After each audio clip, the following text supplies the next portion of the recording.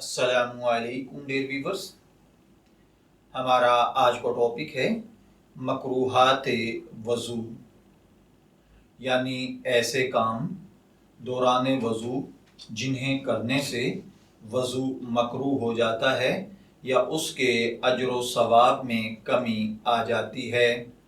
تو دیکھیے بھائیوں اور بہنوں، وضو کے مکروہات میں 9 باتیں شامل ہیں۔ ان سے حد الامکان کوشش کرنی چاہیے کہ ان سے بچا جائے۔ اس میں سب سے پہلے نمبر پر ہے وضو کے آداب اور مستحبات کو ترک کرنا یا ان کے خلاف کرنا۔ دوسرے نمبر پر ہے ضرورت سے زیادہ پانی استعمال کرنا، اور تیسرے نمبر پر ہے اتنا کم پانی استعمال کرنا کہ اعضاء کے دھونے میں کوتاہی یا کمی کا اندیشہ ہو۔ چوتھے نمبر پر وضو کے دوران بلا وجہ ادھر ادھر کی باتیں کرنا۔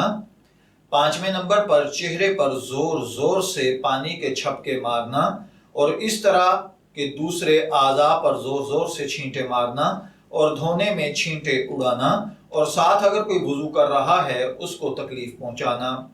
چھٹے نمبر پر 3 مرتبہ سے زیادہ اعضاء کو دھونا۔ ساتویں نمبر پر نئے پانی سے 3 بار مسح کرنا۔